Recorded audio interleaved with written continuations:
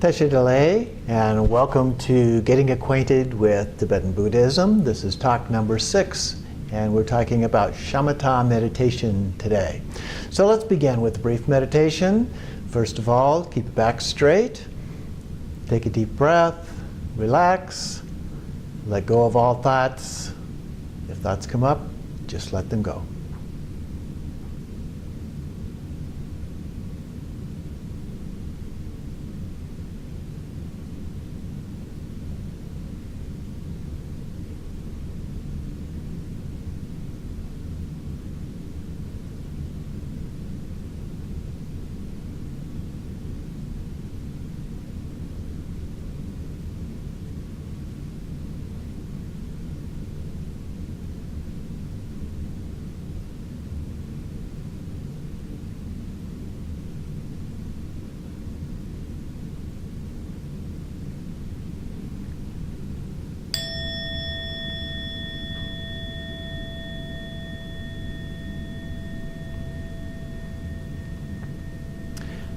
Last time we talked about bodhicitta, the mind of enlightenment.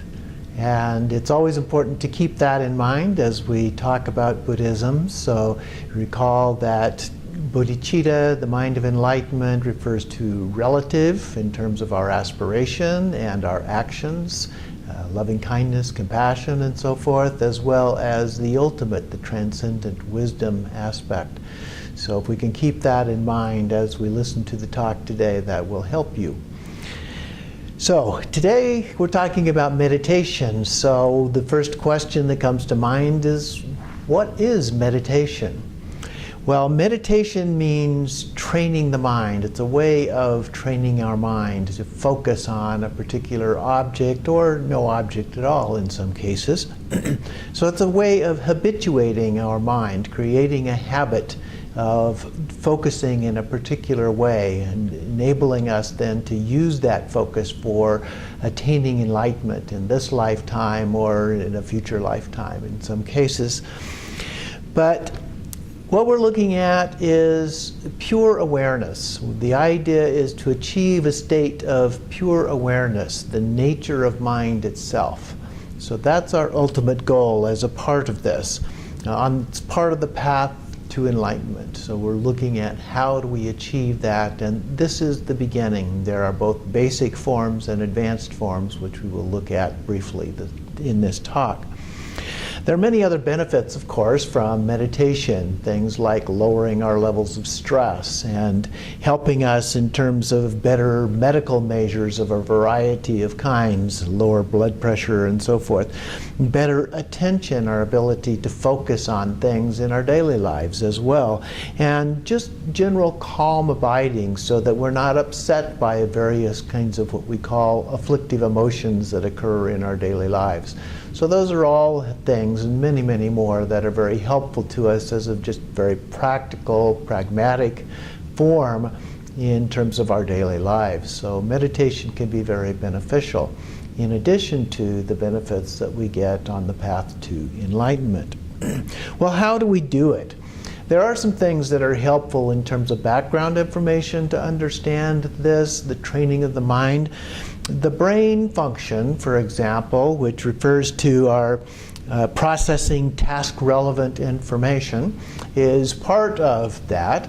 So our brain is processing this information, and it involves selective forms of concentration. We tend to focus on things, for example, that are of interest, and so things that we're familiar with. Those grab our attention, grab the brain's attention more specifically. Or a distraction, things that are unfamiliar to us in some way. And so the brain also pays attention to those kinds of things because it may mean something that is a potential risk to us. And so it wants to assess things very quickly to determine whether or not that is the case. So distractions grab our attention quite easily. And then things that are just of disinterest to us. We make a quick assessment of it and decide whether or not it's of interest or not of interest. And yet the brain likes some variety. And so it does take an interest in things that are a little bit different in some cases. Well, along with this go different forms of attention, how we can focus our attention. One model talks about 5 different types of attention and involves focused attention, in this case responding to specific stimuli. So we need to focus on those specific stimuli. The second one is sustained attention. This is a consistent response to continued repetitive activity. So we have this activity that's going on and on, it's repeating itself, being able to focus and sustain that attention. Selective attention is the third one. This is the capacity to maintain attention or focus in the face of distracting stimuli. So as we're focusing on a particular object, if things come up that are distracting, the ability to sustain that attention independent of those distractions is one other, selective attention. The fourth one is alternating attention. In this case, we're talking about the flexibility to shift our focus to alternative tasks. So if we have multiple tasks to do, we're able to shift our attention from task 1 to task 2. And finally, number 5, we have divided attention. This is the ability to simultaneously look at 2 different forms of stimuli or multiple tasks simultaneously, kind of multitasking, if you will. So this is also a form of attention. And all of these forms of attention can be beneficial to us in learning the process of meditation and different forms of meditation, which we will be discussing in this talk as well as the next 2 talks. So forms of meditation that we often have include Shamata, which we're addressing today, single-pointed calm abiding. And this one deals with that habit, with the familiar, something that we're familiar with, as well as being able to stay focused when there are distractions that arise and so forth. Another basic form is Vipassana, which we will look at when we talk about wisdom in the last of these 8 talks. And so this is oftentimes an analytical kind of meditation in the Tibetan tradition. It varies a little bit in other traditions and how it's done. So it's more cognitive and then leading from the cognitive into the direct experience of that and the wisdom. So we'll address that again in talk number 8. The various deity yogas of Tibetan Buddhism are also forms of meditation. And so those, we have the generation stage and the completion stage of those, and those are also forms of meditation, which we will talk about in the next talk, talk number 7. And then Dzogchen is another form, an advanced form of meditation, where a little bit like Shamatha meditation, but it's the advanced form of Shamatha meditation, if you will, where there is no object of focus. We are focused without an object to focus upon. So we'll talk a little bit more about that later as well. Recall, though, that the Buddha went through a period of preparation phases for the meditations that he learned. And so he began by learning the ethics, and then he moved from the ethics to a sense of stillness, of body, speech, and mind, and then also breath control. Now, in most of our forms of meditation in Tibetan Buddhism, we don't deliberately control the breath, although there are cases where we do that. But generally, we're taught to just breathe naturally. So whatever natural breath that we would have is the appropriate breath for most forms of meditation. And that is the case with Shamatha meditation that we're talking about here today. Now, I mentioned that Shamatha means single-pointed calm abiding. Actually, you will find people who refer to it as single-pointed meditation and others who refer to it as calm abiding meditation. I like to put the 2 together, and then we have single-pointed calm abiding meditation. In terms of single-pointed focus, we're talking about our ability to place our attention, to focus our attention on some kind of an object. And we'll talk about different objects in a moment. But there is Shamatha with signs, which is where we have a specific object of focus, and Shamatha without signs, the more advanced form in which there is no object of focus as a part of that meditation. In calm abiding aspect, we're just talking about resting the mind. So we focus and then rest our mind with that focus as our meditation, as opposed to monkey mind, where thoughts are coming and going and we're distracted by every little thing that comes to our attention while we're trying to focus. So the idea is resting the mind and letting go of all of those little distractions so that we can remain focused with our attention. There's a variety of objects of focus that can be used in shamatha meditation. The first that the Buddha taught was just simply focusing on our breath. We take our breath with us wherever we go, so it's very convenient in that regard. So we just focus on the in-breath, pause, then the out-breath. Some forms talk about counting 1 through 10. But in the Tibetan Buddhist approach, normally we don't do counting.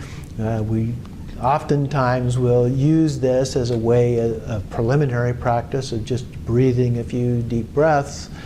But more often we focus on some kind of a specific object. And so we may pick some small object, such as a pebble or a rock or some other object of focus. And that tends to give us better focus than the breath, and that's the reason for that. A physical object, it tends to lead to better attention and focus. So selecting some small object like that is one. And then as we advance in the practice, we move to imagined objects. So for example, we might select a little white light called a bindu and place that light between our eyebrows and focus on that white light, an imagined white light between our eyebrows. Or we might then, the next stage, focus on our entire body as being a hollow body. And within that hollow body at the heart is a blue bindu, a blue light radiating throughout our body. So we meditate on our entire body as the object of focus, but particularly that blue bindu in the heart area, the heart chakra we call it. And we also then can advance into complete deity visualization. So you can see there are stages in this that become more advanced.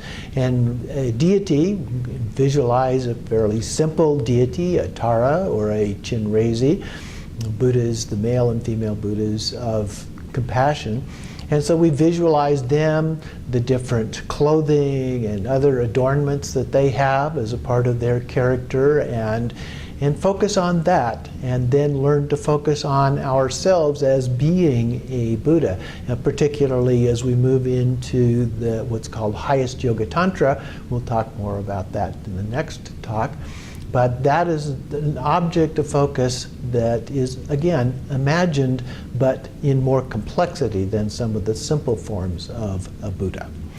So those are the deity yogas, which are also those. And then, as a part of the practice, when we move into the completion stage yogas, we start to focus on vital energies, what are referred to as the vital energies, the channels, winds, and drops, as we refer to them within the inner body. Psychophysical kinds of experiences that we have, and being able to do that as a part of becoming a Buddha. Another form of meditation is mantra, based on sound. And so we repeat these mantras. Om Mani Padme Hum is an example, which is repeated over and over again. These are often combined with the deity yoga practices.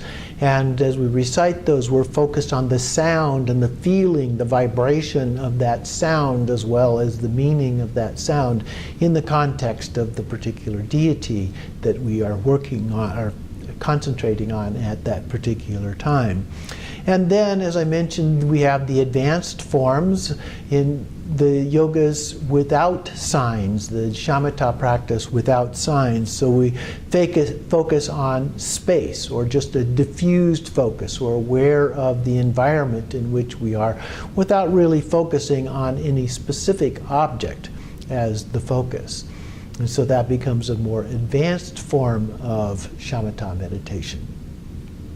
Now the goals, as I mentioned, as a part of this, ultimately, of course, is to attain enlightenment, but you can use this meditation for many other kinds of practical goals. But first we have to learn placement or focus, to put our attention on some kind of an object.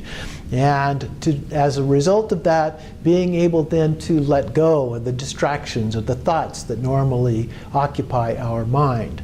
And the ultimate goal of shamatha is no thoughts at all.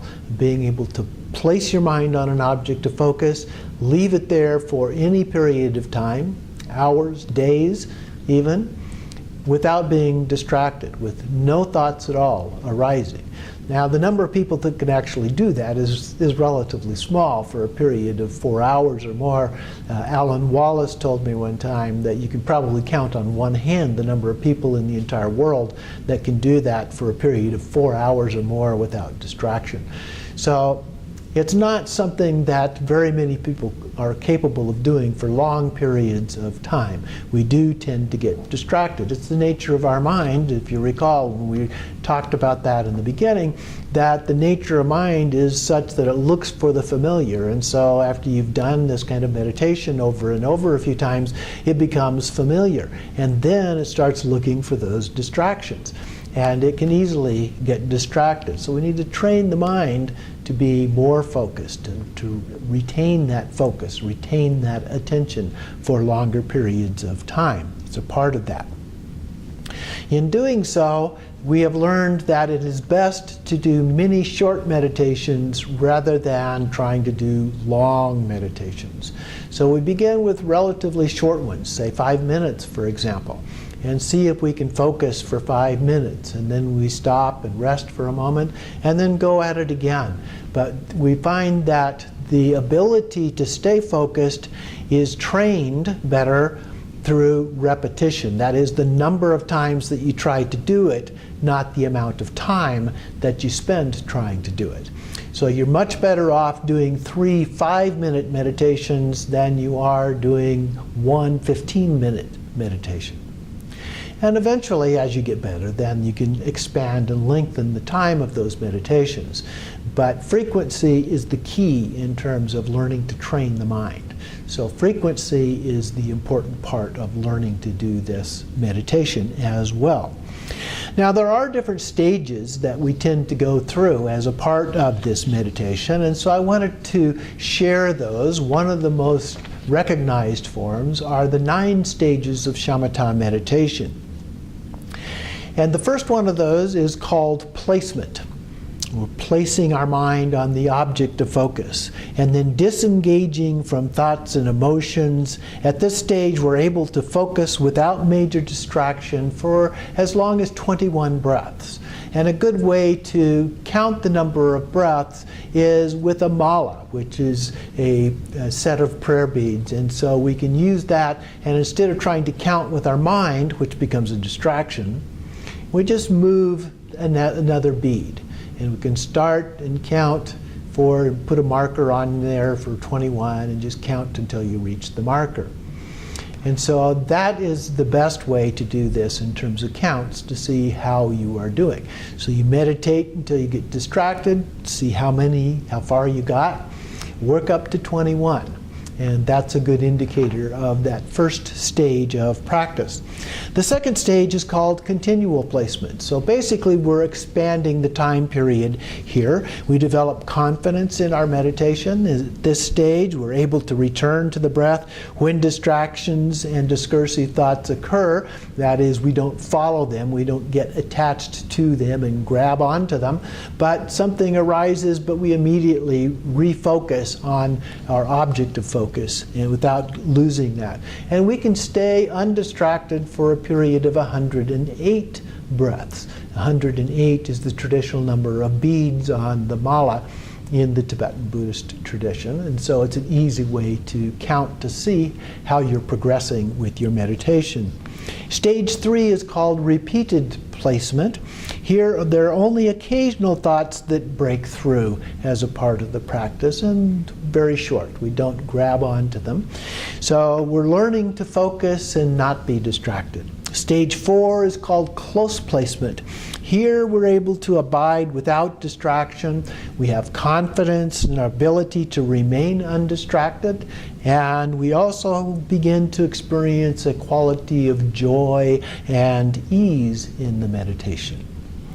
Stage number 5 is called taming. At this level, we have more clarity and more stability, and it begins to feel much more natural as a part of the things that we're able to do. Stage 6 is called pacifying. This is a tranquil and vibrant stage. It's referred to as being joyous and clear, but it still requires subtle kinds of adjustments from time to time. Stage 7, as we get more and more subtle, is called thoroughly pacifying. Here there may still be a few very subtle thoughts that occur, but mostly about pleasurable kinds of things.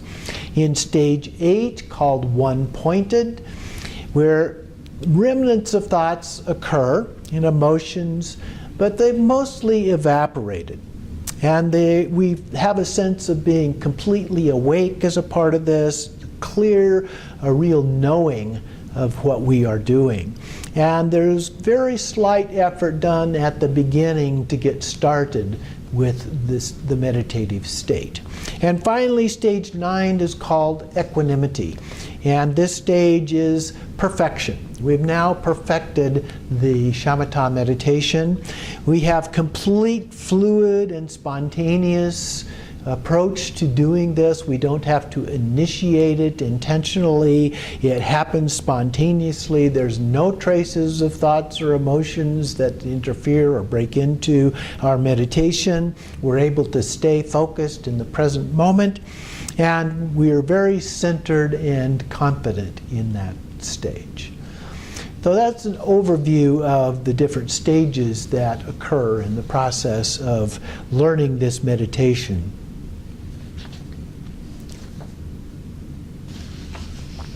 Now there is a simplified version of this which can be helpful to you as well. In the simplified version, stage 1 is like a waterfall. So things are happening, there's a lot of activity, our mind, our monkey mind is active and so forth. So the water's moving pretty good. The second stage is like a raging river. It's not quite as violent as a waterfall, but there's still a lot of activity that comes along.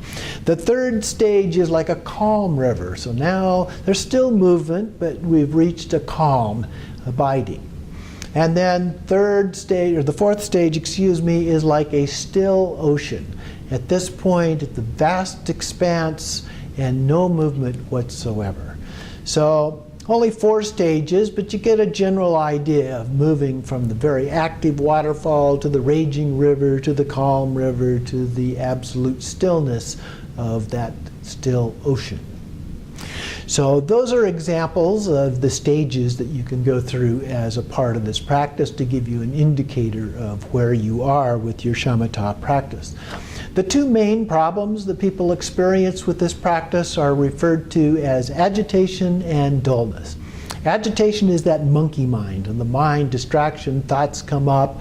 You think about what to have for dinner, or the meeting that you've got, or other kinds of things that happen in our daily lives. Dullness, on the other hand, is getting drowsy, getting sleepy, and wanting to doze off during the meditation, which can also happen if you're not fresh and bright. For that reason, it's often good to do this early in the morning, although some people do prefer to do it in the evening, but you could also do it at lunch, on a lunch break, or other opportunities as well. The general solutions associated with these 2 problems are to focus the wandering mind. Don't focus on the wandering itself. Okay? The focus on the mind. And so you want to relax. I find it helpful, and others have, to think about relaxing your brain. Just relax. You can actually feel your head relax when you do that. And that can be very helpful in letting go of thoughts and so forth. Another is to look down. When things are agitated, we're taught that we should look down and relax a little bit more and pay more attention. You don't want to be too loose or too tight. Okay, so there's a little bit of tension in terms of the focus. The Buddha talked about it as being like a sitar. You don't want the strings to be too tight or too loose, or you don't get the right note. If you're too loose, you get drowsy. If you're too tight, your mind wanders around. So you want just the right balance between those two. And if necessary, you can actually alternate between those, tightening up a little bit, focusing your attention more intently, and then relaxing a little bit and letting it happen naturally. So those are very helpful. But I find it necessary that as you do this, you do not want to try and intentionally stop thoughts. That's a little bit like trying to stop thinking about pink elephants. When you try to stop thinking about pink elephants, what do? You think about pink elephants. Instead of doing that, what you want to do is focus on your object of focus. Let's say you're focusing on a small pebble that you've placed on the floor in front of you or on a table in front of you. Refocus your attention on that rather than what you're trying not to do. When you try to focus on what you're not going to do, that tells your mind whatever that you're not trying to do is the object of focus, and it makes it more likely that you're going to go back to it. Instead of that, focus on what you are trying to do, what your focus is upon, and that will actually make it easier. The posture that is used for this is called the 7-point posture of Virachana. Now, most of us don't or can't even sit in this posture, but I want to describe it for you nevertheless in case you're able to do this. And this is where you would be seated on a cushion on the floor, a pillow or something like that, and you sit in a cross-legged position. So the first part is crossing your legs. Now the lotus position, you would cross your legs in a manner in which your feet are actually on the top of your thighs. Most Americans physiologically can't do that, or at least can't do it very well, but some can. And it does lend an element of balance to your posture. And so if you can do that, I would encourage you to do so. But if you can't, that's just fine as well. The most important part, though, is the second one, to keep your back straight. As I mentioned at the beginning of each talk as we do a brief meditation, keep your back straight. That allows you to breathe naturally. If you're slumped over, then that compresses your diaphragm. You're not able to breathe properly. So you want to keep your back straight as a part of that, making it easier to breathe naturally. Your hands are held in the meditative mudra or posture, where you take your left hand, then place the right hand on top of that, and then curl them around until you touch the thumbs together. And then you rest that down at your lower abdomen, just off of your lap, holding it gently against your lower abdomen as you do the meditation. So that is the normal way, or you can place them on your knees. Some people will bring their thumb and index finger or ring finger together and place those in an upward position on their knees. That is fine as well, but in the Tibetan tradition we normally do the mudra at our lower abdomen or placing the palms of our hands on our knees. Then in this tradition, we also meditate with our eyes open. I know some traditions you're taught to meditate with your eyes closed. We normally meditate with our eyes open and either looking slightly down or straight ahead. In the beginning levels, we normally look somewhat down, somewhere in the range of 4 to 6 feet out in front of you. And that's a comfortable position and allows us to focus. And if you have a small pebble that you're using to focus on or other small object, then you can place that out in that position and use that as your object of focus. But keeping the eyes open is very helpful to you for a variety of reasons. One is you're less likely to become drowsy, that problem that we talked about. Another one is that in other types of practices, you have to do it with your eyes open. And so it's important in those practices, if you habituate to meditating with your eyes open, those will be easier to do when you get to that. A third reason is that most of our lives are spent off of the cushion. If we meditate, say, for 20 or 30 minutes a day, we have a lot longer period of time off of the cushion. And so we want to learn to apply that meditation to the rest of our life. That's really the important part of doing meditation. It's not to become a great meditator, it's to become a great person. And so we apply that meditative equipoise to the rest of our life. And so learning to meditate with our eyes open, we spend most of the rest of our lives with our eyes open. And so that makes it easier to transfer the learning from the meditation practice, formal practice, into how we behave and act, respond to other people in the rest of our lives. So that's important to keep in mind as well. The chin is tilted down, so both the eyes and the chin are normally tilted down somewhat. The shoulders are relaxed but out.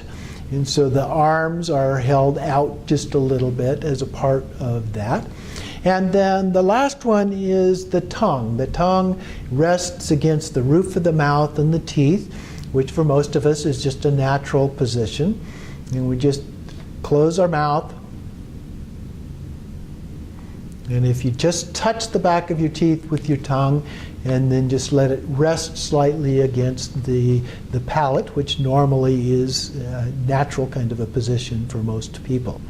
So that is the 7-point posture of Virachana. But as I mentioned again, the back is the most important part, keeping the back straight. You can sit in a chair if that's more comfortable, or if you're not able to sit on a cushion on the floor or on your bed or something like that, then that's fine. You can sit in a chair as well. The main practice, though, again, you want to do something that takes a relatively short period of time. Focus on an object, such as a small pebble. You can also focus on your breath, as we talked about before. But in the Tibetan Buddhist tradition, we usually use a physical object, so I would encourage you to try that out and do that for a period of time. With short periods of time. If you have 15, 20 minutes in the morning to meditate, then spend that 15 or 20 minutes in 5-minute segments. Focus for a little bit, then just relax, then refocus, relax, refocus, relax. So that's the best way to do this form of meditation. But I also wanted to mention just briefly post-meditation. At the end of your meditation, you don't just automatically jump up and run off.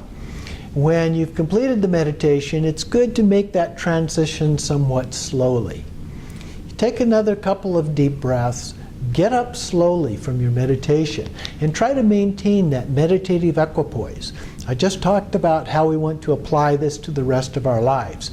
If you jump up and run off, all of a sudden you've already lost it. You're not applying it anymore. So you want to try and do it slowly, gradually, and apply that and stay in that meditative state just as long as you can. Furthermore, you want to look for opportunities throughout the day to reestablish that meditative equipoise. We all lose it. It's just how long we can go until we lose it, and how long we have lost it before we remember, and then we try to do it again. Every time you remember, reward yourself. Congratulations, you remembered. And then try to refocus again. There are many opportunities throughout the day to do this. You don't have to do a formal meditation on a cushion. If you're waiting at the grocery store, find something, focus your attention. If you're waiting at a doctor's office, if you're waiting at a red light, focus on the red light. Turns green, off you go. So there are many opportunities. Look for those opportunities throughout the day to focus your attention. And then as you do that and the light turns green, see if you can maintain that as you go on driving.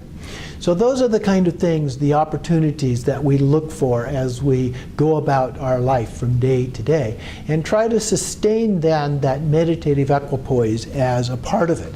That is what will begin to really create the benefits for you. In addition, always be mindful. We've talked previously about being mindful of body, speech, and mind. So think about your body, think about your speech, think about your mind as you go throughout your day. Those become objects of focus for your meditation. So you can pay attention to those while you go about doing other kinds of things. Remember, we were talking about the brain and our ability to pay attention. One of the features of the brain is the ability to look at several different things at the same time. Not a lot, but a few. So one of those could be paying attention to your body while you are having a conversation with someone else. Or you could think about your speech as well as having that conversation. Or think about your mind. So you can actually do multiple things at the same time. Now, one of them may be in the foreground, that's the thing that's the main object of focus at that time, and something else in the background that's not the main object of focus at that time. But that's what we learn to do. So we're simultaneously able to focus on multiple things at the same time. So see if you can do that as well. And finally, to conclude, I wanted to mention a few reasons why people have not to meditate. When we're infants, we say, well, we're too young to meditate. And then as students or parents with children or people at work, oh, I'm too busy to meditate. Elderly people sometimes say, well, now I'm too old to meditate. And as a corpse, it's too late to meditate. So I encourage you to take opportunity of this precious human life that we do have and make opportunities for yourself to meditate. Formally, whether in the morning, the afternoon, lunchtime, any of those opportunities that arise, as well as informal opportunities like stopping at a red light. Anything that you can do where you have an opportunity to focus your attention, train your mind. And that will be beneficial to you, particularly in your practice and as you move on through these practices and hopefully attain enlightenment in this lifetime. So that concludes the talk for today. And I hope that you've enjoyed this talk and will join us again. The next talk will be on the deity yogas of Tibetan Buddhism. So please join us for that talk as well.